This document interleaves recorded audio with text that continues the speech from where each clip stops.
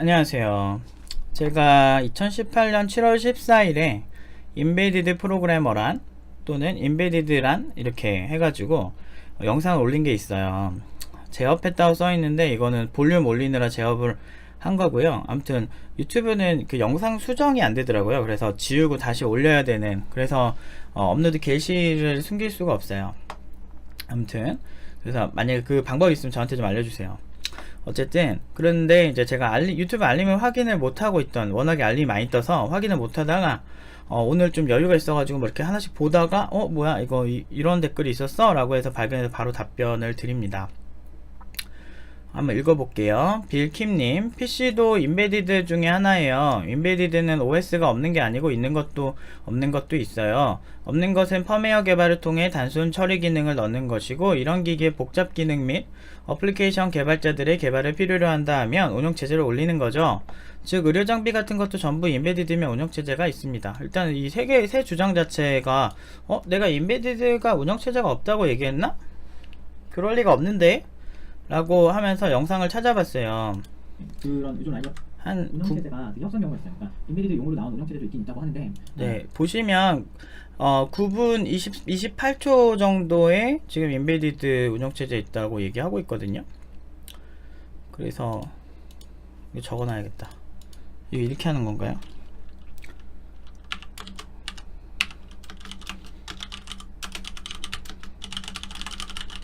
한 25초 정도 언급하면 되겠죠? 이렇게 하면 되나? 이렇게 하면 되네요. 이런 식으로 해서 하나씩 제가 볼 텐데, 여기 보시면 인베디드 기기나 어떤 그런 자체들 인베디드 영역이 있는데, 그 메인보드, 마더보드라고 하죠. 메인보드를 이제 설치하고 처음에 그다음 운영체제가 안 깔렸을 때, 그때 이제 세팅을 하려고 이렇게 막 이렇게 들어가는 그 화면 있잖아요. 그것도 인베디드 영역이거든요. 딱 그 메인보드 설정을 위한 프로그램, 딱 그거만 되는 거야. 그래서 일반적으로 사용하지 않는 운영체제, 일반적으로 네, 여기서도 운영체제를 언급을 하는데 4분 한 5초 정도로 잡으면 되겠네요.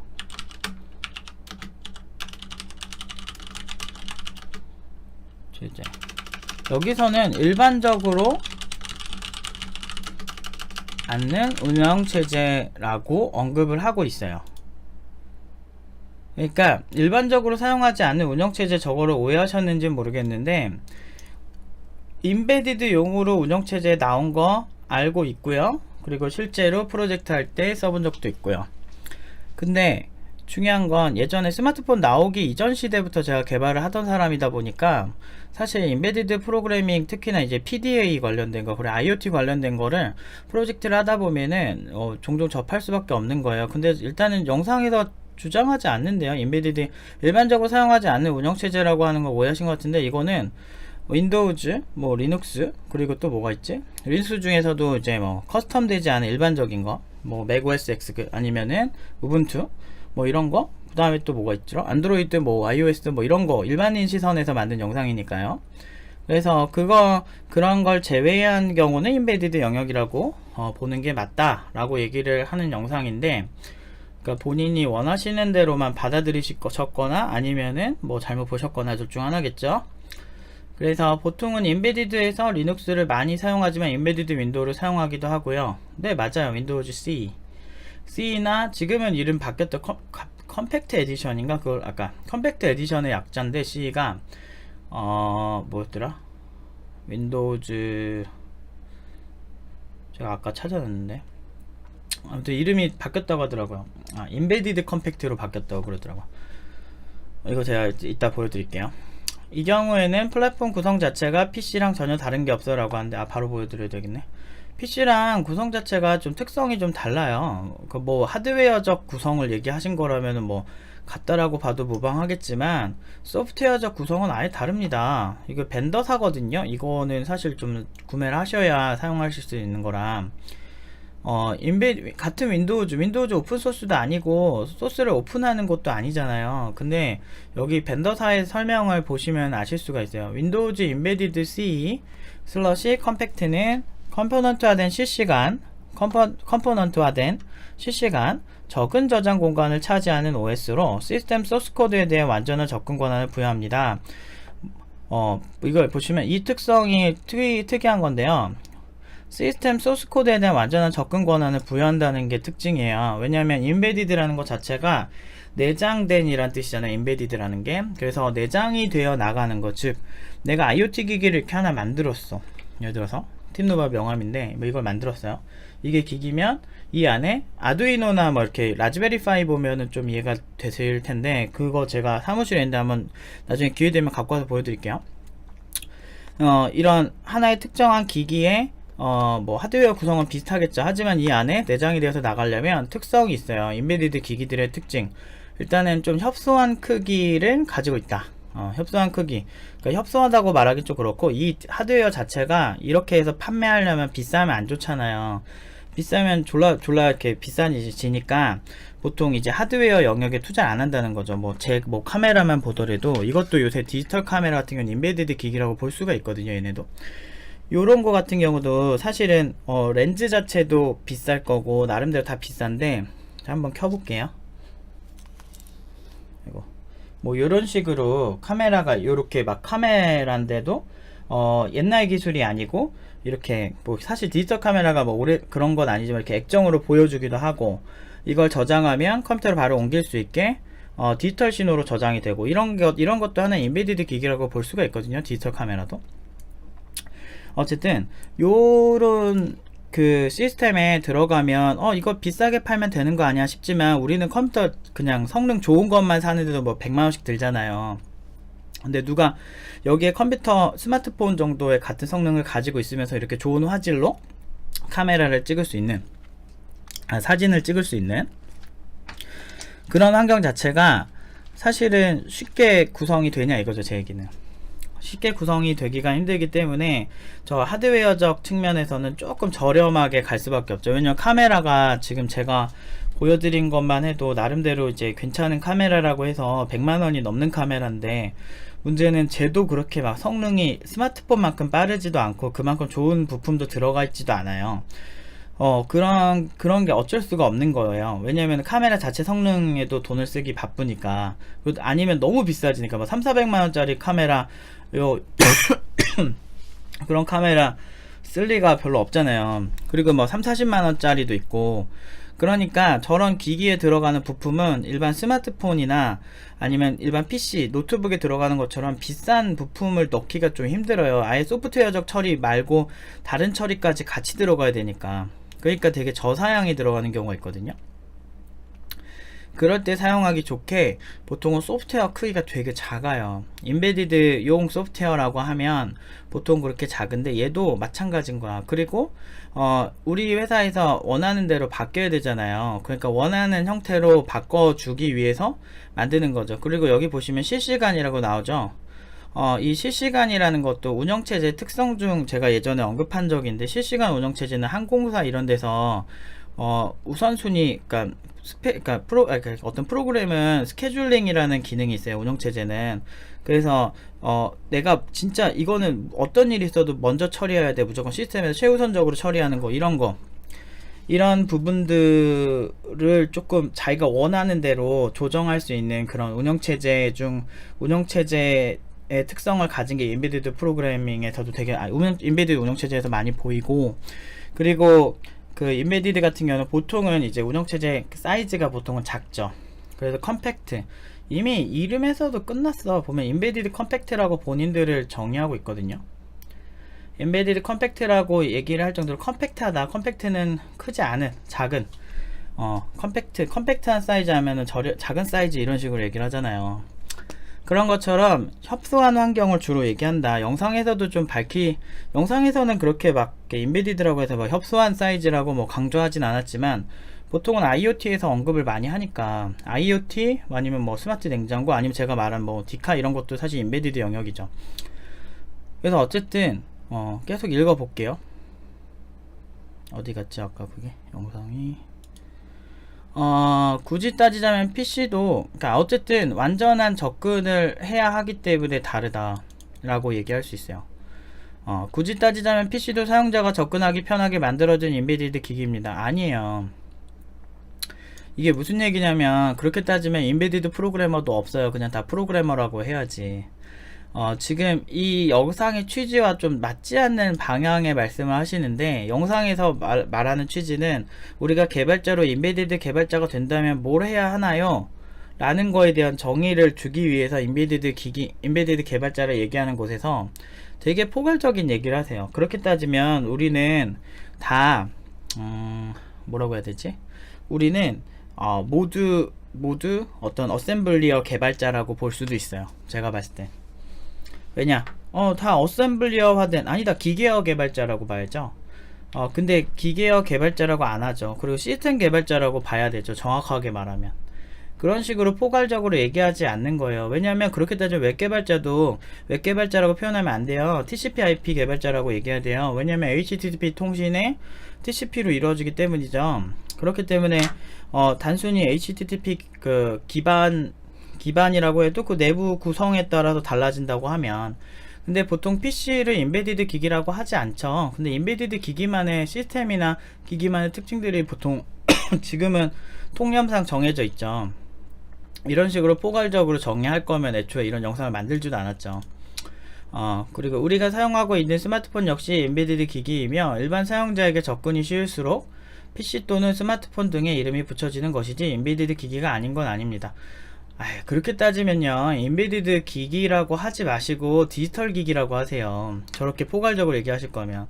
그러니까 지금 인베디드 업에 종사하시는 것 같아서 제가 이렇게 정의하는 게 뭐가 마음에 안 드는지는 잘 모르겠으나 제가 말한 말에 틀린 말이 하나도 없습니다. 인베디드 기기가 아닌 건 아니라고 하시는데 그냥 디지털 기기인 거예요. 그게.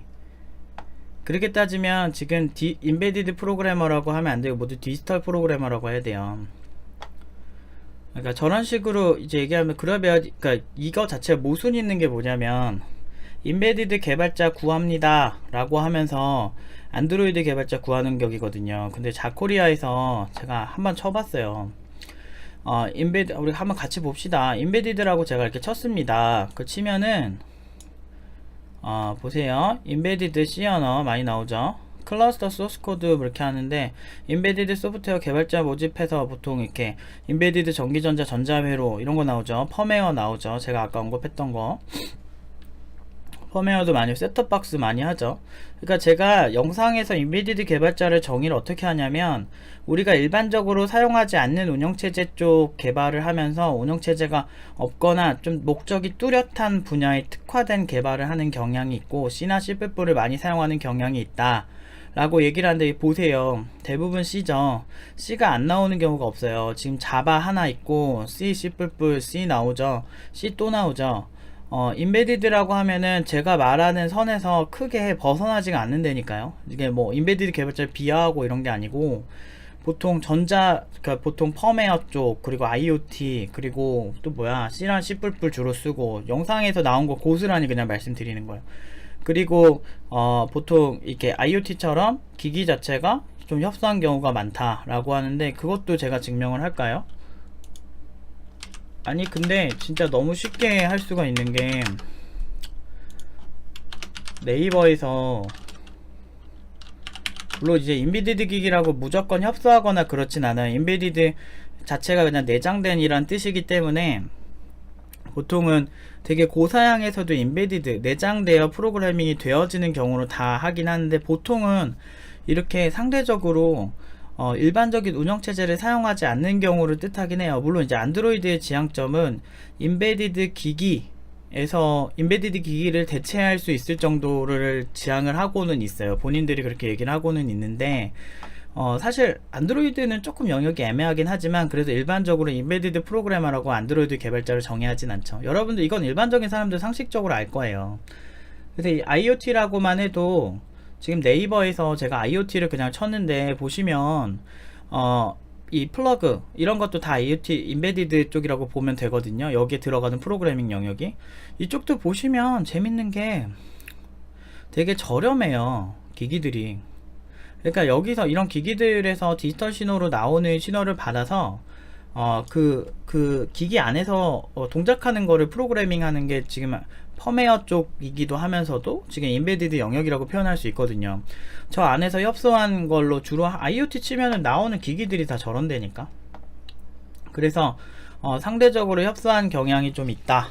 그리고 저런 거 말고 뭐 항공사에서 쓰는 프로그램, 이거는 좀 얘기가 달라요. 실시간 운영체제인데 인베디드가 독특한 게, 사실 실시간 운영체제를 인베디드라고 표현을 하나? 잠깐만요. 보통 이제 RTOS라고 실시간 운영체제를 표현을 하는데, 이게 운영체제를 제가 보면은 항공사 프로그래밍을 뭐라 그러지? 근데 큰 범주로 보면 확실히 인베디드 맞긴 한데, 항공사 소프트웨어 프로그래밍 일반적인, 근데 얘네도 제가 말한 범주 내에서 별로 틀리지가 않는 게, 일반적으로 윈도우즈, 그러니까 항공기 내에 내장된 소프트웨어잖아요. 그러다 보니까 보통은 안 넘죠. 아까 그 윈도우즈나 어떤 그 일반적으로 저희가 많이 사용하는 뭐 안드로이드, iOS, 그리고 PC 운영체제들, 그런 거에 비해서 좀 다른 특성을 갖고 있죠. 그러니까 걔네 범주에 속하지가 않는다니까요. 항공사 자체적으로 만들거나, 물론 이제 항공 기종에 따라 다르고, 제가 항공사 프로그래밍 쪽은 안 해봐서 모르겠지만 보통 실시간 운영체제를 사용을 해요. 실시간 운영체제는, 내가 이거 정의를 했었는데, 차라리 제가 운영체제의 특징이라고 제가 만든 영상이 있거든요.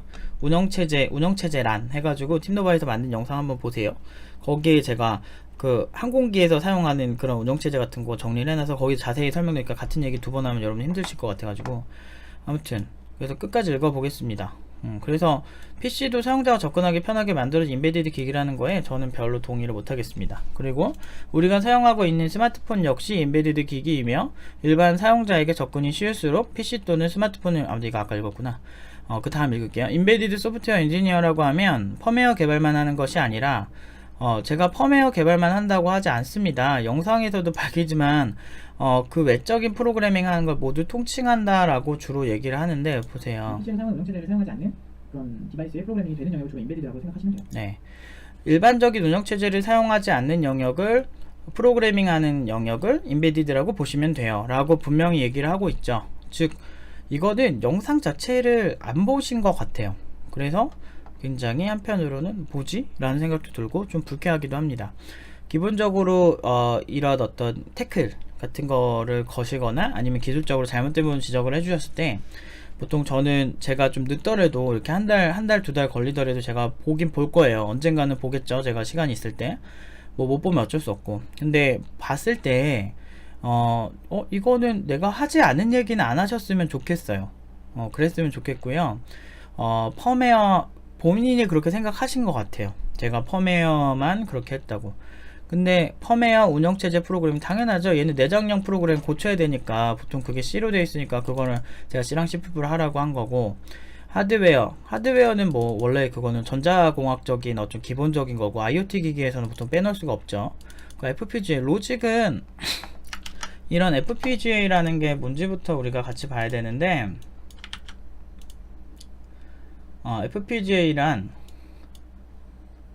뭐의 약자인지 얘기를, 필드 프로그래머블 게이트 어레이 라고 해서 설계 가능 논리 소자와 프로그래밍 가능 내부선이 포함된 반도체 소자이다 라고 해서 약간 좀 더 전자공학적인 지식이 있으면 더 유리한 프로그래밍을 얘기해요. 좀 더 근본적인 프로그래밍에 가까워요. 그러니까 거의 지금 지적하신 부분이 제가 정의 내린 인베디드에서 크게 벗어나지 않고 있어요. 그래서 어떤 목적으로 이렇게 이거를 쓰셨는지 사실 잘 모르겠어요. 아무튼 이런 거를 얘기하실 때는 좀 더 보시고 댓글을 다셨으면 좋겠습니다. 아무튼 여기까지 얘기하겠습니다.